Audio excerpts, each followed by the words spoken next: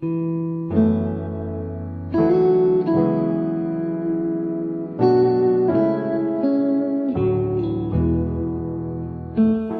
tal? Buenas tardes.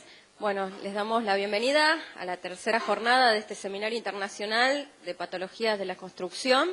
La verdad que, bueno, además de ser ya la segunda edición y como muchos saben, digamos, además de esta modalidad intensiva de cursada, realmente estamos teniendo un desarrollo de todo el seminario con el aporte y la experiencia de los docentes de la Universidad de Mar del Plata, de la Facultad de Arquitectura de la Universidad Nacional de Mar del Plata, y también ustedes ya han recibido al arquitecto Enrique Soler de la Universidad de Sevilla, y se suman hoy, si bien la clase va a estar a cargo del arquitecto Lely Fernández, se suman hoy, que llegaron recientemente al país, los arquitectos José Antonio López, que es de la Universidad de Sevilla, profesor de la Universidad de Sevilla, y el arquitecto Ricardo Huetes, allí, que es el director del máster. Ellos van a desarrollar la clase de mañana, la desarrolla el arquitecto López, y la clase del lunes,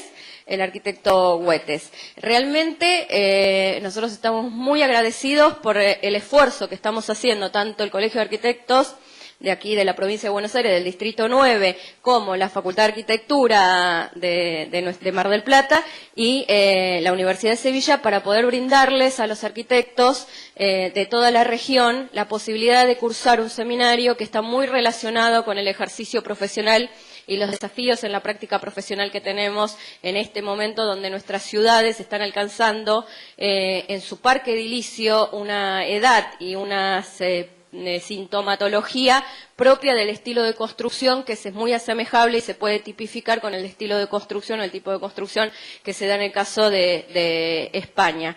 Esta es una dinámica que pretendemos que se siga fortaleciendo, que podamos conjuntamente, articulando las entidades, las organizaciones que se dedican a la formación de los arquitectos y a la investigación de los problemas, en este caso que tenemos en las construcciones, y las entidades profesionales podamos continuar profundizando temáticas que favorezcan la actualización profesional de los arquitectos y la posibilidad de que ello también sirva como una retroalimentación hacia la docencia y la búsqueda de nuevos temas para desarrollar. Así que nuevamente les quiero dar la bienvenida a los arquitectos acá, a Enrique, que yo no lo había visto todavía, que realmente es un placer tenerlo aquí, y que, bueno, todo este material que se está filmando durante toda la semana, los arquitectos del Distrito 9 lo pueden tener a disposición en la plataforma educativa como un recurso más para poder ir repasando los temas que no se puedan desarrollar. Así que yo los voy a dejar con el arquitecto Lelis para que desarrolle su clase y, bueno, muchas gracias a todos. Bueno, gracias. ¿Apagamos esto? Bueno, buenas tardes a todos. Simplemente por reiterar en alguna medida el agradecimiento a la casa que nos recibe, nuestra casa, que es el Colegio de Arquitectos, y por supuesto esta vinculación, esta rica experiencia que estamos teniendo ya desde hace un tiempo con la Universidad de Sevilla, con los profesores presentes, y el intercambio, por supuesto, de alumnos, ¿no?, tanto nuestros como de Sevilla que han venido en estos tiempos. La problemática que voy a abordar hoy, bueno, ya está presentada, procesos de corrosión en estructuras de hormigón armado en Mar del Plata, pero en general en ambiente marino, ¿sí? Lo que quería comentarles básicamente es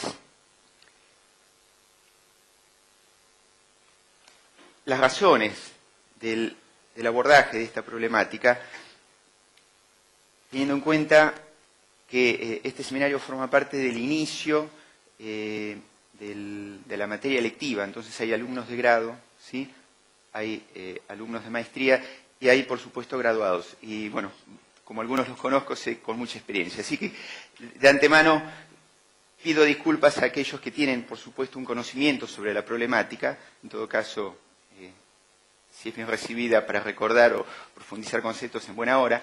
Pero voy a hacer un desarrollo desde los conceptos más básicos de los procesos de corrosión y voy a tratar de ahondar sobre cuestiones que permitan a los profesionales poder reconocer la problemática, poder establecer diagnósticos, poder saber qué estudios eventualmente haya que hacer para, en todo caso, luego poder intervenir de la manera más certera posible, ¿sí?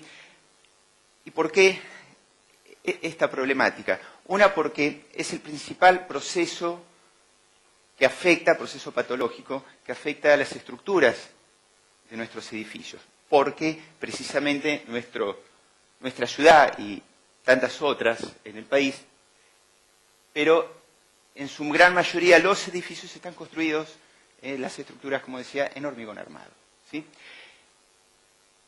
Y como es el principal proceso que afecta desempeños fundamentales, recuerdan ustedes los desempeños que presentaba la arquitecta Falabella en la primera clase, la norma ISO 6241, el primer desempeño que aparece en el listado es el de estabilidad y seguridad estructural, conjuntamente con otro que tiene que ver con la durabilidad.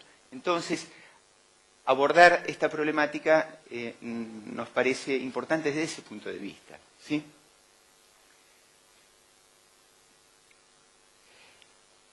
Bien, no me quiero olvidar de decir esto.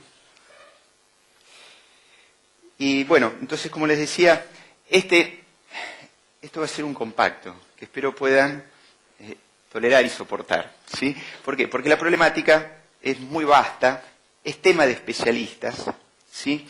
Y yo voy a procurar, en la medida de mis habilidades, transmitírselo con un lenguaje más llano posible. Yo no soy ni químico ni físico, yo soy arquitecto como ustedes, ¿sí? Entonces voy a procurar transmitirles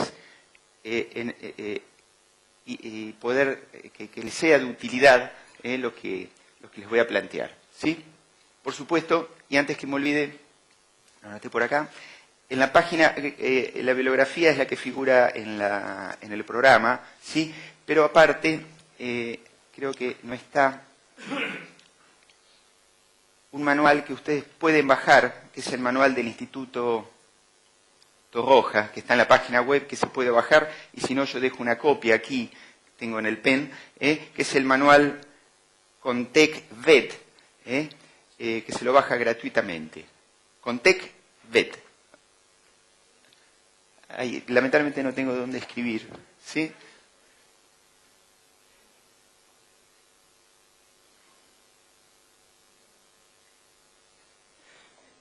Bien, bueno, después si quieren... Ahí está. Genial. Bueno.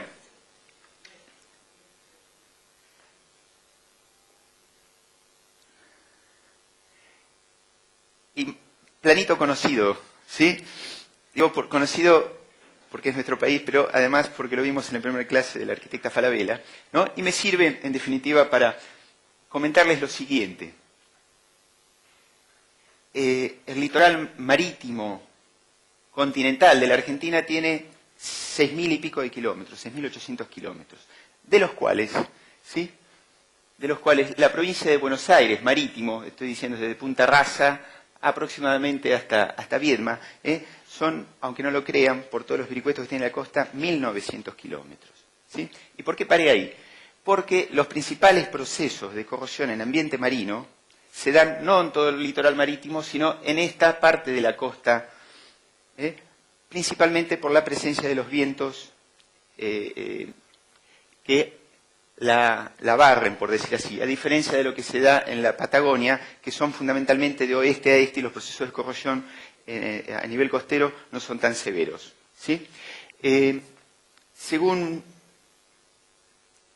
la gente del Instituto, de la Universidad del Centro, perdón, del Laboratorio de Ensayo de Materiales, ellos estiman, Cabrera, es el ingeniero Cabrera, investigador, estiman que del 100% de casos de corrosión, 90 se deben a procesos de carbonatación que ya voy a desarrollar, ¿sí? Y un 10% se dan por procesos que tienen que ver con ambiente marino y por el ataque del ion cloruro, que también vamos a desarrollar luego, ¿sí? Ahora, la macana, por decirlo así, es que ese 10% se da en este sector de la costa del sudeste bonaerense. Lo tenemos muy concentrado como fenómeno o como proceso patológico bien identificado y se da de una manera relativamente intensiva, localizada. ¿Me comprenden? Por eso esto refuerza el criterio de que es un tema pertinente para este seminario, ¿sí? En el ambiente marino, como les decía, vamos a ver que hay una influencia no solo del aerosol marino, ¿sí? Del aire que lleva las sales, sino de los recursos minerales costeros, ¿sí? Es decir, no solo la penetración, en este caso son unos estratos bajos, es una niebla, pero que seguro tiene contenidos, y hay veces que no es tan visible el fenómeno, ¿sí? Que envuelve nuestras costas. Pero aparte también, esto que estoy señalando aquí, que es el agregado fino, y por una razón de cercanía constructiva con el recurso, es que empleamos la arena de mar. Esa es otra fuente, como vamos a ver, muy importante, o que tiene responsabilidad directa con los problemas que tenemos, por lo menos en nuestro medio. Recuerden ustedes que en otros sitios del país, Buenos Aires, por ejemplo, se construye con arena de río, ¿sí? Recuerden eso. Bien, ¿qué quiere decir? Que no solo tendremos, esto es en el puerto de Mar del Plata, pueden ver los barcos, este es el silo, la cinta, donde está la cinta transportadora, Galería de Granos, se llama, ahora me sale el nombre de los silos, ¿sí? Una estructura de hace muchos años, no menos de 50 años, que está, desde el punto de vista de la corrosión, si bien tiene algunas afecciones, está relativamente íntegra, ¿sí?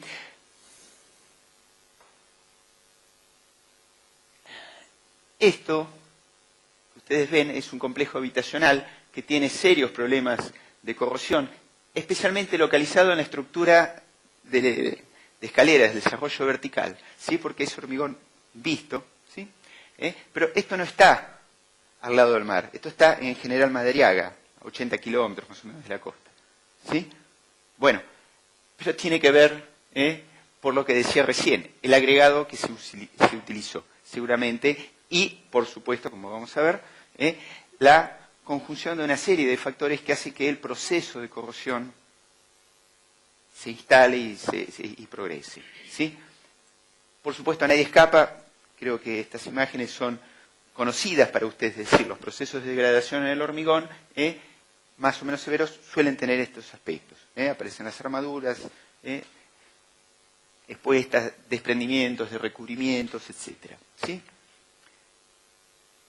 Bien, ¿por qué? Vamos a empezar por el comienzo, diríamos, ¿sí? Es decir, este feliz matrimonio, por decir así, entre el hormigón y el acero, ¿por qué convive tan bien en términos genéricos, podríamos decir, ¿sí? ¿Por qué conviven tan bien si están bien hechas las cosas? Se puede decir que el acero va a permanecer de manera inalterada, casi por tiempo indefinido, siempre y cuando no haya algún agente que altere esa relación pacífica, ¿sí? Esto viene dado básicamente por los hidróxidos, es decir, por los productos de hidratación del cemento, hidróxido cálcico, de sodio, potasio, no, perdón, estoy diciendo cualquier verdura. Cálcico de sodio, sí, potásico, bien digo, ¿sí? Que son los responsables de la elevada alcalinidad del hormigón. Y producto de ello es que se genera sobre la barra de acero una pátina de óxido transparente, ¿sí? Y que lo protege y que lo mantiene en condiciones de pasividad, se dice la armadura, ¿sí?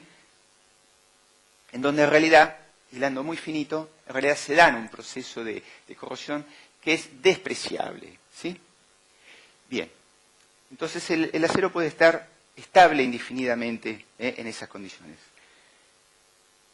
Pero, lamentablemente, como ya saben y vimos algunas imágenes, se dan procesos de corrosión. Y la corrosión en el acero es un fenómeno, un proceso electroquímico, ¿sí? En donde existen 4 elementos fundamentales que se tienen que dar de manera conjunta para que el proceso se desarrolle y permanezca, ¿sí?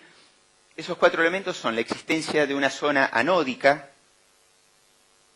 que es la zona corroída, donde se va a producir pérdida de material, donde se dan reacciones de oxidación. De manera conjunta y simultánea, la existencia de la otra semirreacción, la reacción catódica, que es donde se va a dar reducción de oxígeno, pérdida de oxígeno, ¿sí? Y luego 2 elementos más, uno que es inevitable en esta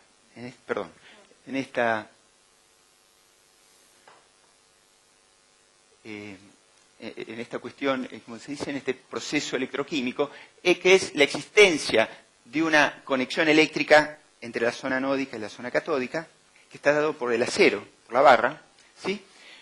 Y por último, porque hay un transporte de electrones de la zona anódica a la catódica. Y por último, la existencia de un conductor iónico, electrolítico, que es la que permite cerrar el circuito, ¿sí? Para que se dé precisamente la dinámica que produce la corrosión, ¿sí?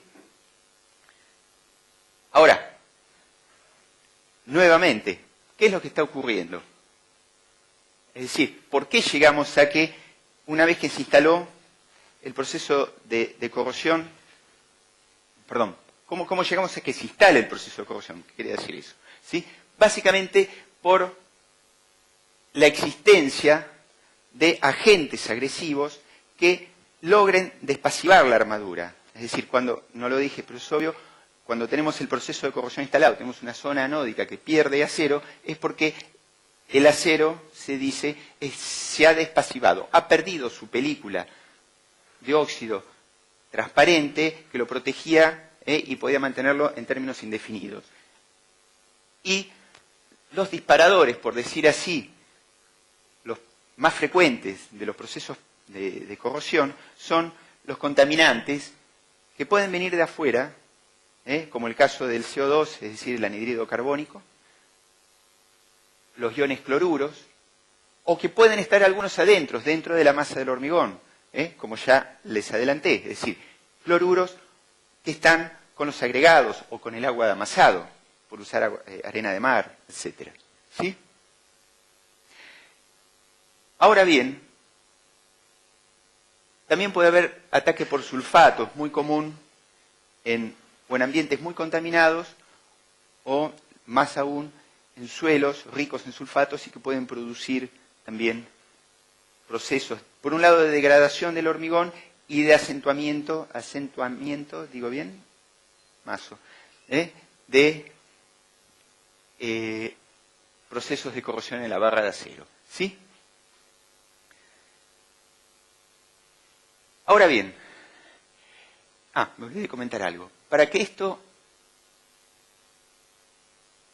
estos contaminantes puedan verdaderamente generar ruptura de la capa pasivante, es decir, y la aparición de zonas anódicas, es decir, activas y zonas catódicas o no corroídas, necesitan, además, de 2 cuestiones que son fundamentales y que vamos a volver sobre ellas, ¿sí? Una, la existencia de cierta disponibilidad de oxígeno a nivel de la barra y la existencia de cierto contenido de humedad, de agua, ¿sí? Que permita esa circulación por la masa del hormigón, lo que habíamos definido antes como el conductor electrolítico, el 4º elemento, ¿sí?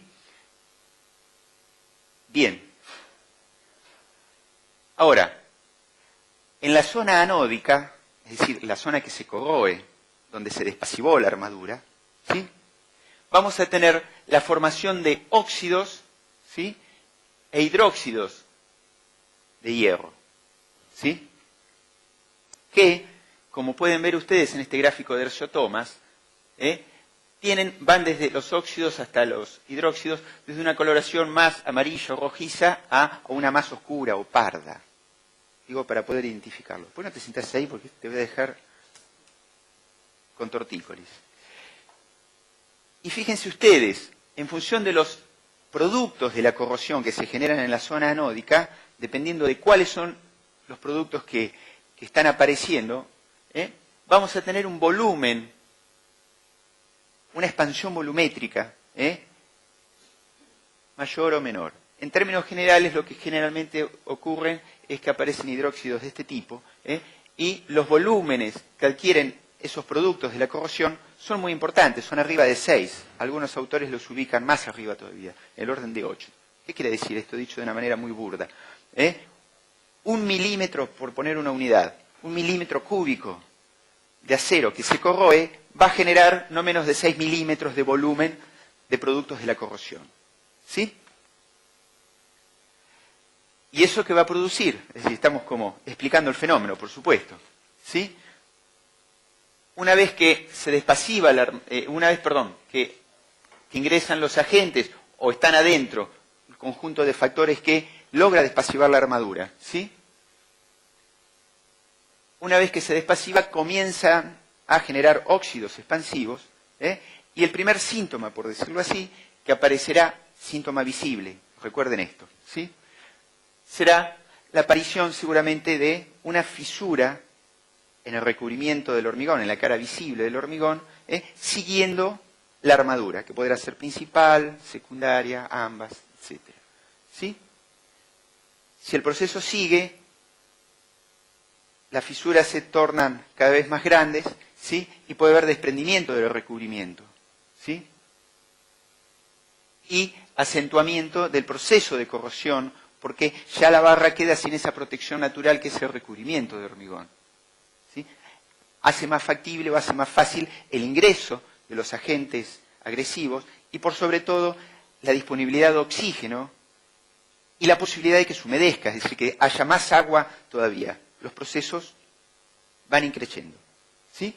Y por supuesto, en un estadio más avanzado, los desprendimientos suelen ser mayores, depende también de la geometría de la pieza. En bordes de columnas o vigas es muy común que se desprendan las esquinas, como vimos en las primeras fotos. ¿Sí? Y por supuesto, una pérdida creciente de la sección de acero.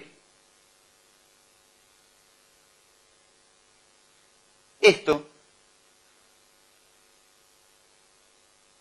tiene, bueno, consecuencias severas, puede decirse, en la... ¿No querés sentarte ahí? Yo estoy condenado a mudar gente hoy. No, en serio te digo, ningún problema, recién lo mudé a él. Sí. No, digo, para que todos puedan ver bien, porque estás incómodo. Decía, de las consecuencias en las armaduras. Lo que dijimos, disminución de la sección de acero, en la medida que el proceso va avanzando, por supuesto. Fisuración, grietas, desprendimientos del hormigón. Pérdida de adherencia entre el acero y el hormigón. Con lo cual el hormigón armado deja de trabajar como tal, por lo menos en los sectores afectados. ¿Sí? Por supuesto, algo que dijimos al principio, es decir, estos procesos afectan no solo, pueden llegar a afectar la estabilidad y la durabilidad, sino la seguridad, no solo por ahí por el riesgo de colapso de la propia estructura o pérdida de desempeño estructural, sino la seguridad por desprendimientos, a veces en lugares públicos o lugares habitados, de pedazos muy importantes. Lamentablemente, bueno, aquí hemos tenido hace unos años atrás algunos acontecimientos desgraciados, ¿sí? Y esto trae, por supuesto, como consecuencia, la baja en el desempeño estructural y una disminución de la vida útil y de la durabilidad de la estructura, ¿sí? Piensen ustedes que un bien durable, según la norma IRAN de aplicación, en la Argentina se espera que dure 50 años. Y a nadie le escapa que los procesos de corrosión en estructuras de hormigón se suelen dar, a veces, en la mayoría de los casos, en edades muy tempranas, dependiendo de la época de construcción, la calidad de la construcción, la exposición a los medios, al medio ambiente, a los agentes agresivos del medio ambiente, etc.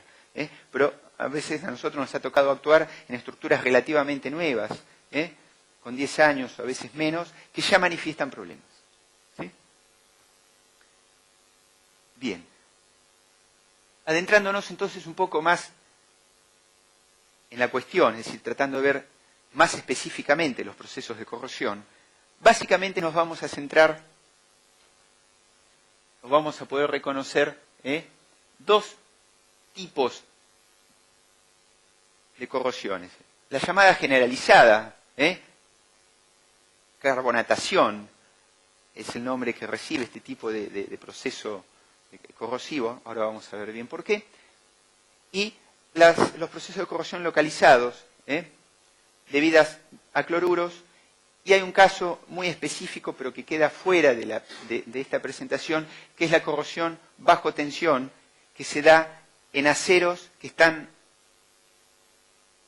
pretensados o posttensados, y son aceros de alta resistencia, y ahí se da un fenómeno muy específico de corrosión que induce en el acero una ruptura frágil, no dúctil, que es muy peligrosa, ¿sí? En España ha habido casos hace varios años de este tipo por cementos aluminosos, en Alemania por el tipo de acero que inducía comportamientos muy inestables ante la presencia de procesos de corrosión.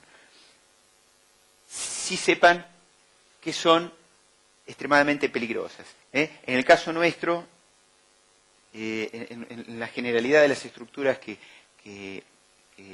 tenemos, como son de hormigón armado con aceros de dureza natural, 4200, los procesos que normalmente tenemos instalados son estos dos. Bien, por supuesto cuando hablamos de procesos de corrosión generalizada, como decíamos, de carbonatación, son procesos, respecto de los localizados, son procesos extendidos, como bien dice la palabra, pero que tienen una velocidad de corrosión relativamente baja. Evolucionan de una manera muy lenta, siempre y cuando se den las condiciones adecuadas, ¿sí? A diferencia de los procesos de corrosión localizada, que se suelen dar en puntos bien definidos o muy bien aislados y reconocibles de la armadura, ¿sí? Y que avanzan con una velocidad muy superior a la que se reconocen los procesos de corrosión por carbonatación, ¿sí? Esto como caracterización general de los dos procesos. Cuando hablamos de corrosión por carbonatación, ¿sí? Ya lo habíamos adelantado, es el que reconoce como principal. Aquí adelante tiene, Pude sentar a alguien más adelante. Pasate ahí que te vas a quedar con tortícolis. No quiere. Bueno, les decía, el CO2, el anhídrido carbónico, que tiene una presencia en la atmósfera, miren ustedes qué desgraciado que es. En un aire estándar rural, tiene el 0,03% de proporción. Yo les recuerdo que en un aire estándar el 78% es nitrógeno, el 21% oxígeno, el 0,93% otros gases, generalmente inertes, argón, neón y eso. Y por último, este cretino, digo cretino porque acá tenés una silla. Pude sentar a alguien finalmente. Les decía, hablando, el cretino no es el último que llegó, el CO2, no estoy hablando de este gas cretino, penetra por la red capilar, algo que no dijimos del hormigón. El hormigón no es una pieza, si uno hace un corte y lo mira en un microscopio, va a reconocer toda una red de poros y de capilares. Los principales responsables de la penetración de los agentes agresivos, bien digo, es la red capilar que presenta el hormigón. Y ese tránsito se da básicamente por los tres mecanismos básicos, que es permeabilidad, difusión y absorción, ¿sí? El caso es que cuando interacciona el anhídrido carbónico, que está en este porcentaje, pero en ambientes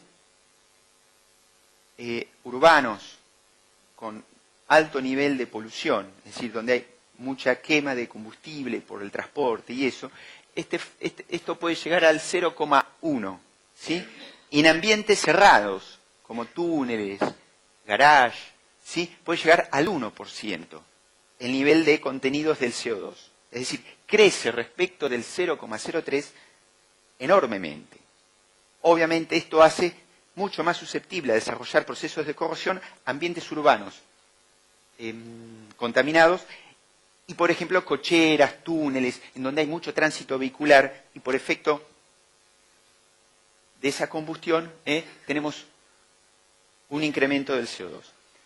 Les decía, el proceso, ¿recuerdan ustedes el hidróxido de calcio, de sodio y de potasio, que son los responsables, son los productos de la hidratación del cemento, responsables del pH tan elevado, que está arriba de la escala del pH? Les recuerdo, yo hablé de pH por ahí, dando por entendido. El pH es una escala que separa, por decir así, o permite discriminar entre soluciones, materiales que son básicos o alcalinos y otros que son ácidos, ¿sí? El pH neutro anda aproximadamente por 7.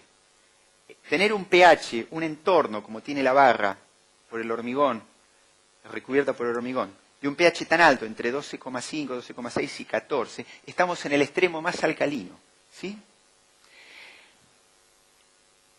Cuando estos productos de la hidratación del cemento se combinan con el CO2 y una determinada cantidad de agua tiene que estar presente, ese es un factor muy importante, devienen en carbonatos cálcicos de sodio, de potasio, más agua, ¿sí?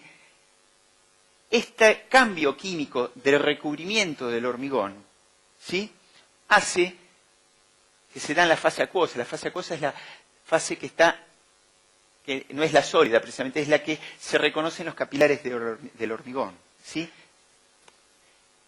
Hace que el pH baje drásticamente a valores muy inferiores, es decir, a 8 o por debajo de 8.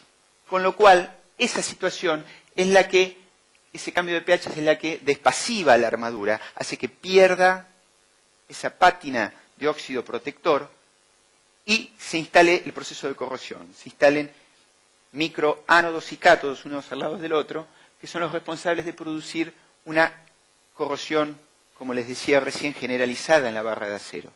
¿Me siguen hasta acá? Bien.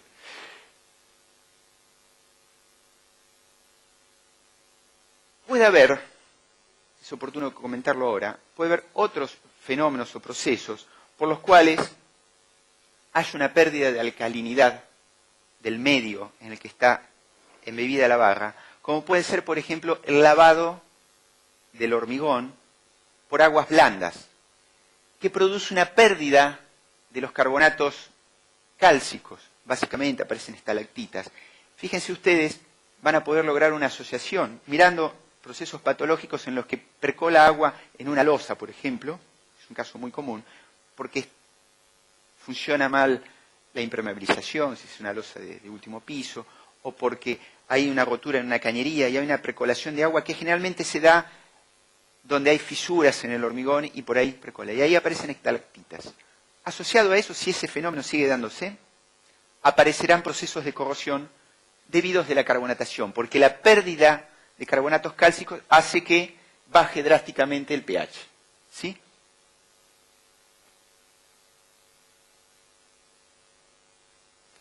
Recuerdan ustedes que dije que tiene que haber agua y oxígeno en determinada cantidad para que estas reacciones se produzcan. La de carbonatación como la que estamos viendo. Algo que hay que saber, que el hormigón tiene una propiedad que es la siguiente, es decir, su red capilar en función de la humedad ambiente que haya, ¿sí?, y sobre todo en función de la calidad del hormigón, se moja muy fácilmente o absorbe humedad, ¿sí?, pero la cede de una manera muy lenta.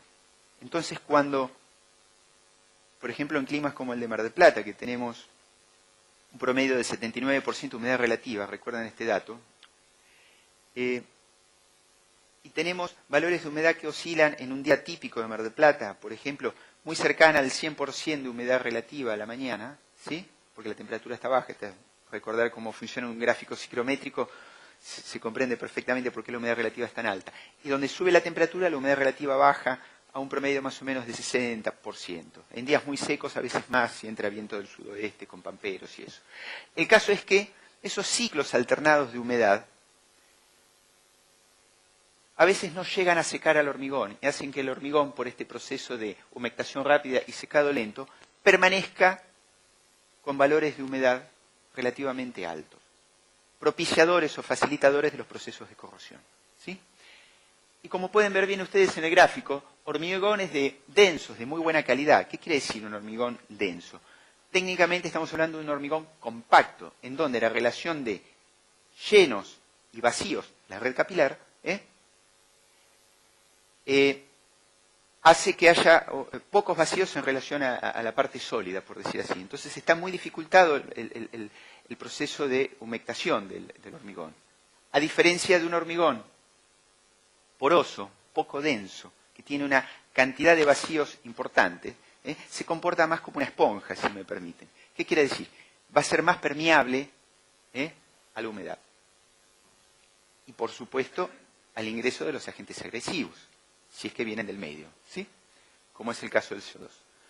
Ahora bien, esto hace que la zona húmeda, en función de qué tipo de hormigón tengamos en términos generales, se desarrolle o se presente en una parte superficial o ingrese a partes más profundas que pueden llegar a alcanzar la armadura, ¿sí?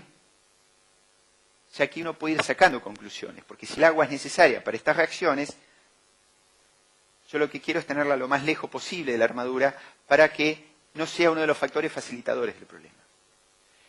Y ni hablar cuando tenemos fisuras. Hasta en el hormigón denso o bueno, si tenemos una fisura, vamos a poder tener un punto débil, un punto localizado donde se pueden dar condiciones propicias para el desarrollo del proceso de corrosión, ¿sí? ¿Se entiende hasta acá? Bien. Y vamos a seguir un poquito más con el fenómeno de la humedad y los poros, ¿sí? En ambientes de baja humedad relativa, imaginen ustedes una condición de un clima más caluroso, más continental, Córdoba, por decir algo, ¿sí? Mendoza, ¿sí? Los poros, la red capilar, tiende a permanecer seca, ¿sí? En ambientes donde se dan condiciones de saturación, elevada humedad relativa, ¿sí? Los poros se llenan de agua, ¿sí? Y tienden a permanecer colmatados de agua. Y en situaciones de relativa, mediana, alta humedad relativa, pero alternada, los poros obviamente se llenan parcialmente de agua. Esto tiene mucho que ver con la posibilidad de difusión del CO2, porque cuando el poro está seco, la reacción de carbonatación no se produce porque no tiene agua. ¿Recuerdan ustedes la formulita? Necesitaba de una determinada cantidad de agua. Por el contrario, cuando el poro está lleno, la red capilar está colmatada de agua, el CO2 está muy dificultado de difundirse en la masa del hormigón. No puede penetrar, ¿sí? La situación complicada es esta, en la que situaciones alternadas nos dan una disponibilidad de agua para la reacción química y además nos permite que el CO2 penetre y se dispare el proceso. Entonces tenemos los tres factores, es decir, el CO2 con agua y oxígeno a disposición, ¿sí? Esto representa, fíjense ustedes, el grado